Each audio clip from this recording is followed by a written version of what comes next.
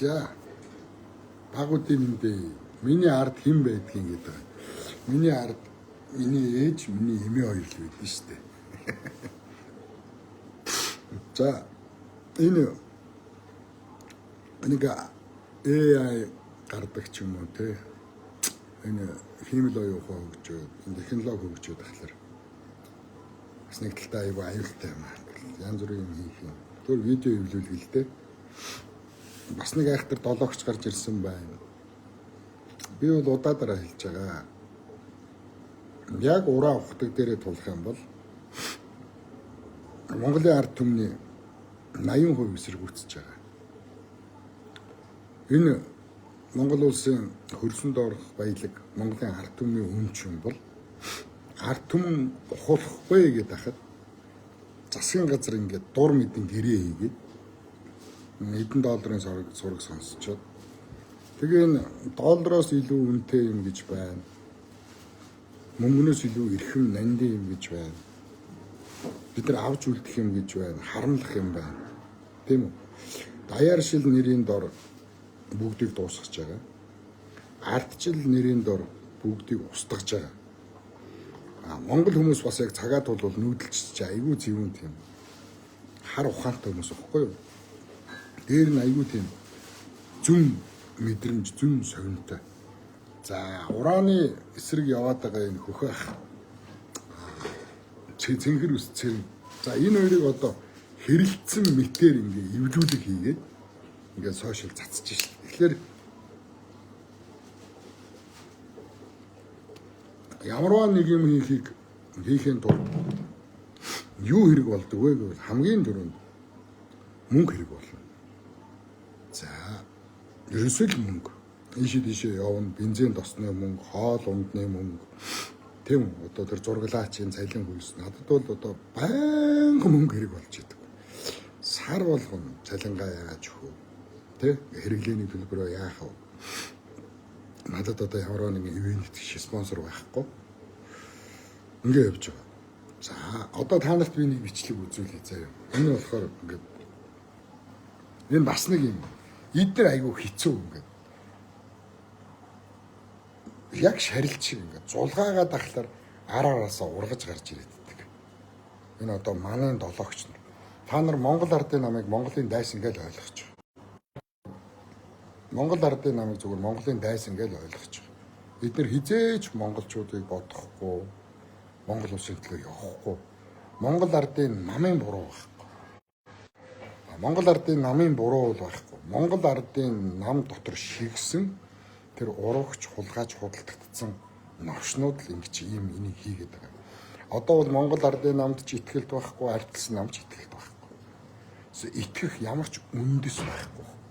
Тэгээ энэ Монгол ардын намын, ардчилсан намын энэ хулгайчуд чинь дараагийнхаа хүмүүсийг ингээд кодлоо системчлэгдээд ингээд дараагийнхаа хүмүүсийг угсарч гаргаж ирээд байгаа байхгүй. Яг юм робот шиг хүмүүс гарч ирээд байна шүү дээ. Энэ нь мэдээж одоо албан тушаал авахын төлөө тийм үү? Нэг газар лицензтэй болохын төлөө ба хөрөнгө олохын төлөө. Ерөөсөө сонирхол нь. Бас Монгол улсыг хөгжүүлээ, тэ ард түмний аврыг, амжиргааг дээшлүүлэх гэж байгаас та ганц хэрхэгч тэм дотор навш байхгүй заяа. Би энэстэй нүүр балтан бил. За одоо ураны эсрэг яваад байгаа хөхөө цэнхэр ус цэрэн хоёрын дунд ясайсан бичлэг эвлүүлэг. Зөвч хөхөө гэдэг хүний 75 сая төгрөгийн асуудал бол одоо би гаргаж ирээд яриад байгаа юм шиг байхгүй. 3 сарын 13-нд цэнхэр ус цэрэг ихч лайв хийсэн. Одоо цэнхэр ус цэрэг ихч чинь бол тэр хөхөө гэдэг хүнтэй одоо байн хамт яваад ингээд ураны эсрэг гэдэг ингээд яваад байгаа шүү дээ. Энэ навшиг. Тэр цэрэг ихч чинь өөрийнхөө лайв дээр хөхөө одоо гаднаас 75 сая төгрөгийн одоо зээл авсан төрийн бас байгууллага дээр ингэж мэдгдсэн. Аюултай хүн байгааз энэ бүхний хийлийн билээ хөхөө 2023 оны 10 сарын хавцаа хүнээс 75 сая төгрөг зээлсэн. Гадаадд амьдарч байгаа Монгол хүмүүс. Хөхөөгөө гэдэг өөрт нь амар асуудал бий. Одоо ч за энэ бол за энэний дараа би цэрэнтэй холбогдсон. Хөхөөтэй холбогдсон. Тэгэнгүүт айхтар ийм хэрсүү хүмүүс л энийг ойлгоно. За би ч гэсэн зээл. Би ч гэсэн аав. Би ч гэсэн мөнгөний боломжтой хүнээс нэвтрүүлгээ таслахгүй явуулахын тулд тийм үү? Чи надад нэг 10 сая төгрөг зээлчихээ. Би нэг номоо гаргахаар өгөө. Би нэг удахгүй нэг хүүхдийн жүжиг хийнэ. Тэндээсээ би өгөө. Тийм үү? За би одоо ингээ арангаа яваад ингээ тэр цэнхрийн алтан уурхай нэвтрүүлгийг хийх гэсэн юм аа.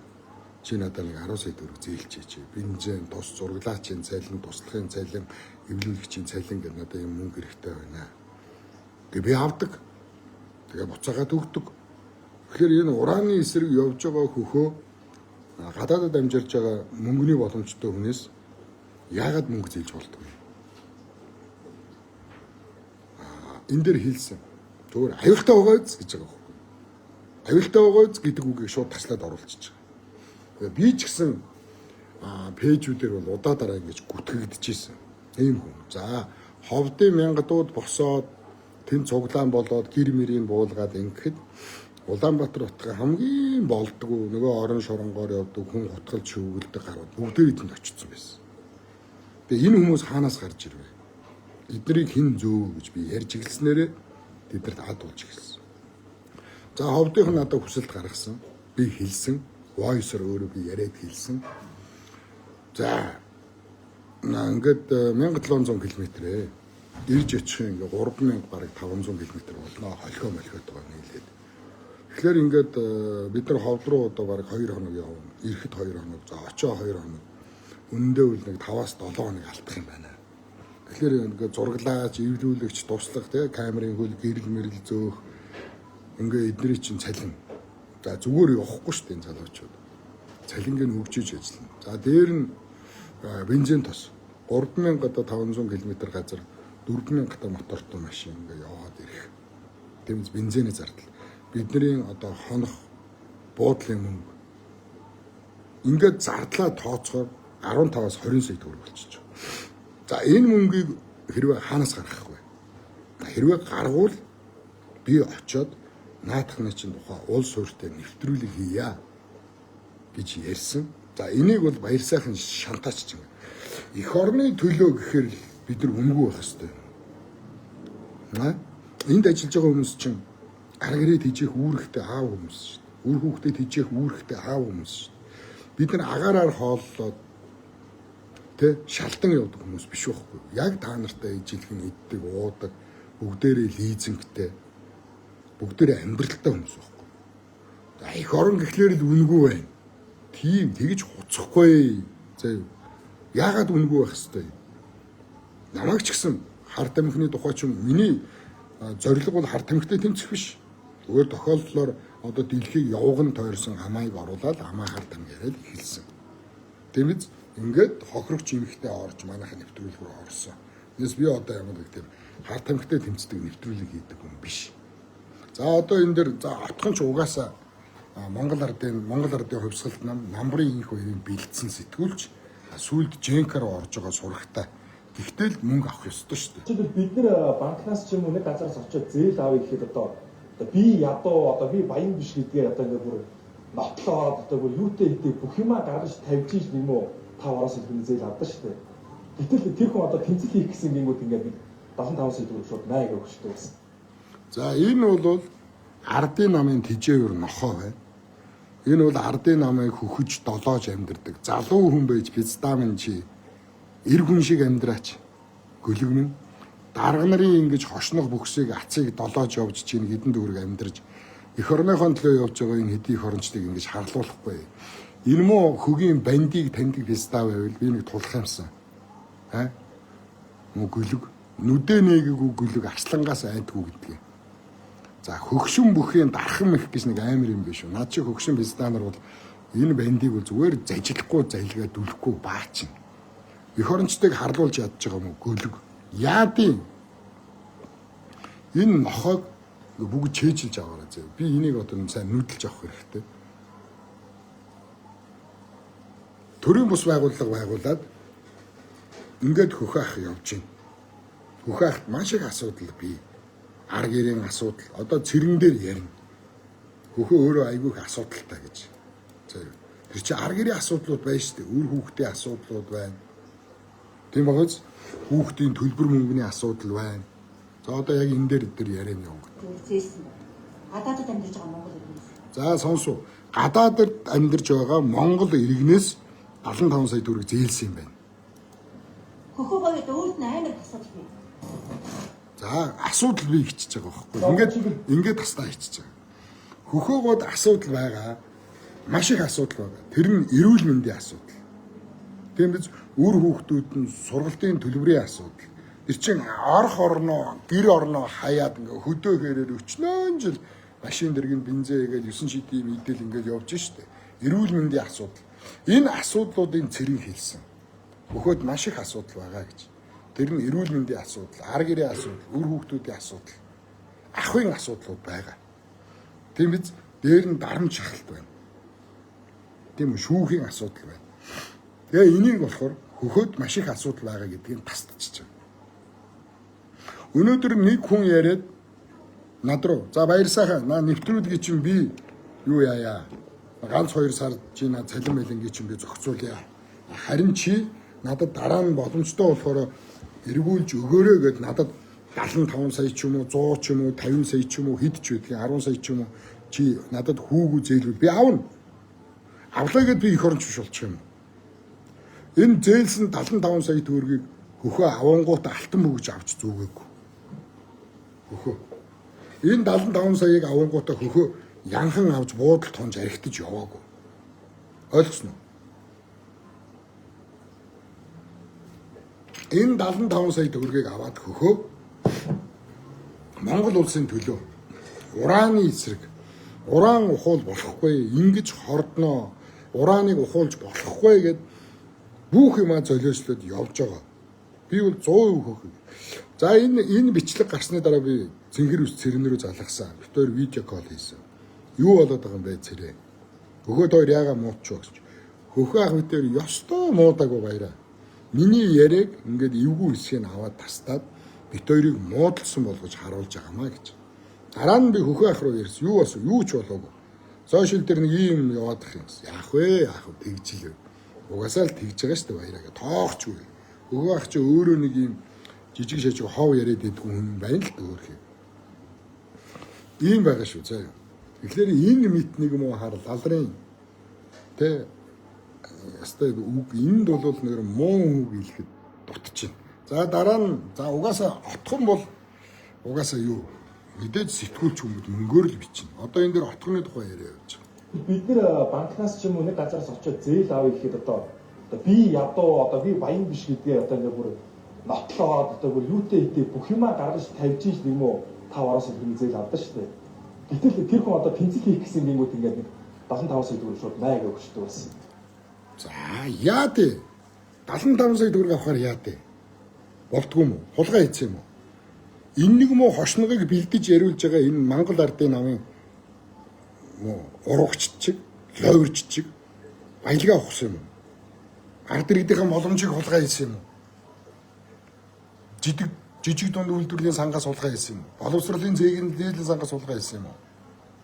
Эрүүл мэндийн сангаас хулгай хийсэн юм уу? Хүүхдийн сангаас хулгай хийсэн юм уу? Утааны сангаас, түгжирлийн сангаас эдгээр хулгай хийсэн юм уу? Хөхөө. Үгүй шүү дээ. Үйл ажиллагаагаа явуулахын тулд гадаадад амьдарч байгаа иргэнээс 75 сая төгрөг зээлэл үйл ажиллагаагаа л явуулж штэ. Яага болтгүй юм? Эх орноос оруулсан шиг. Энэ гүлэг шиг намын пистан нарын хошног бүгс ац юугийн цавийн ингээд мөлчит долоогоор энэ пистан шиг амьдраагүй штэ.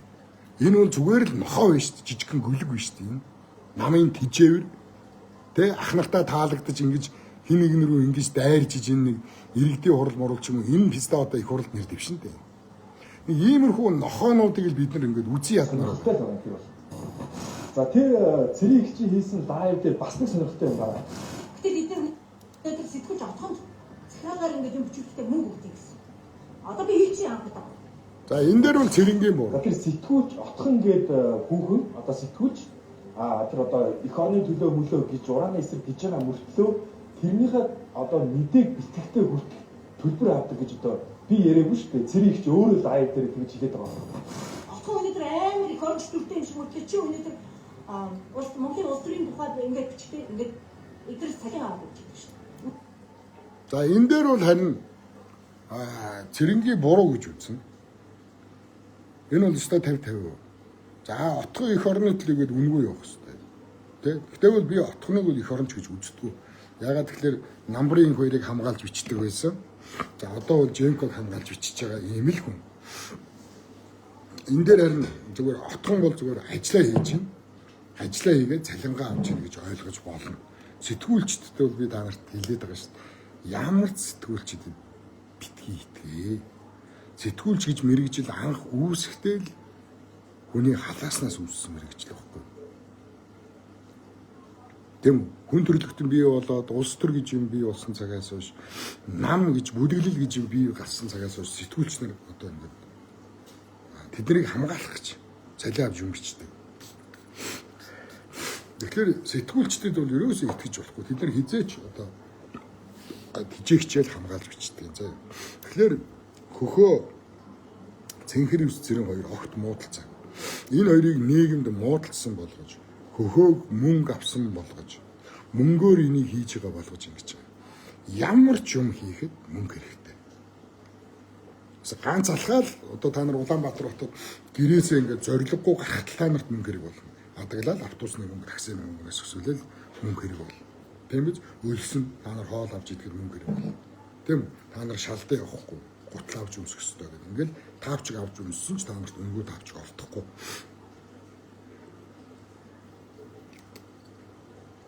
Тэгэхээр одоо эдгээр хэрвээ хөхөө гаднаас мөнгө авсан байсан бол наад бол ч барьж аваад хорой шалгах чинь. Хүн нэг нэгнээсээ яагаад мөнгө авч болдгоо юм? Хүн нэг нэгнээсээ яагаад мөнгө зээлж болдгоо юм? Заавал банкнд зээлтэй байх хэрэгтэй. Надад ч гэсэн хүн мөнгө зээлээд баяраа чи нэвтрүүлгээ нэг сэтгэл тайвар хэдэн сар явуулаад та цалингүй чи асуудлыг би зээлье.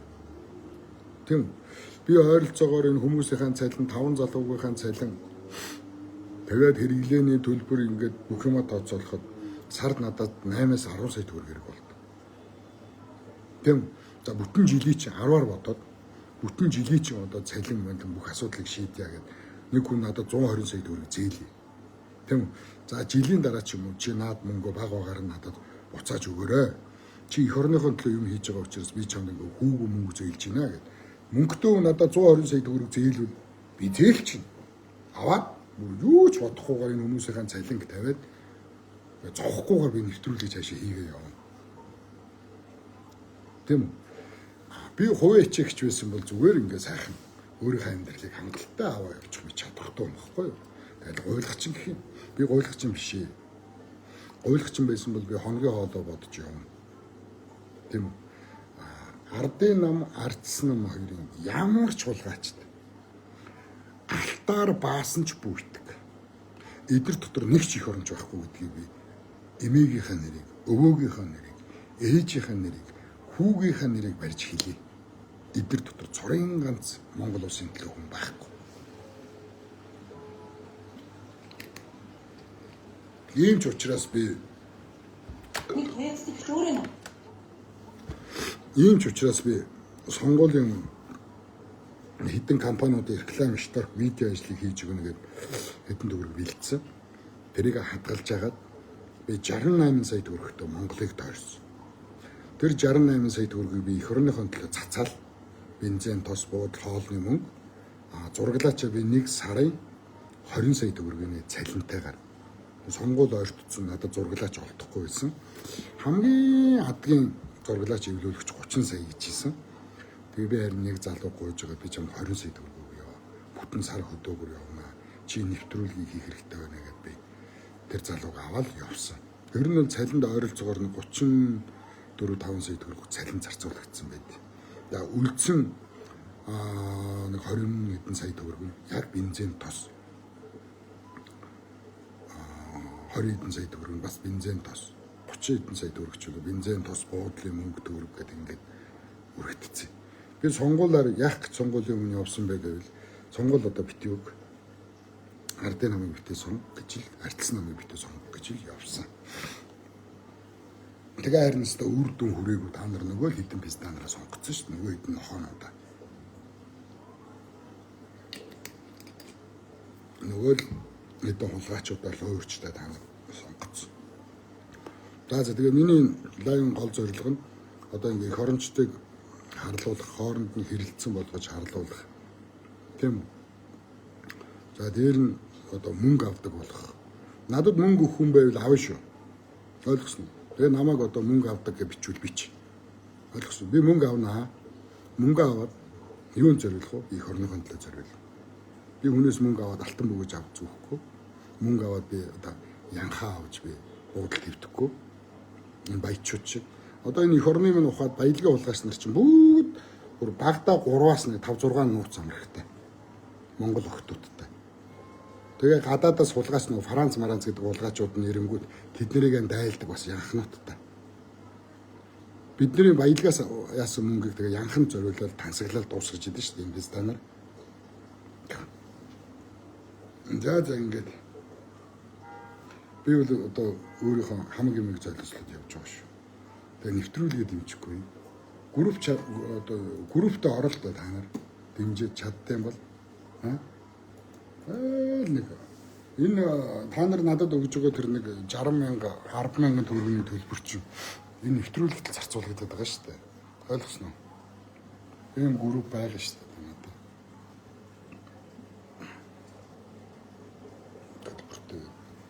Энд ингээ бүх нэвтрүүлэг орж байгаа шүү дээ.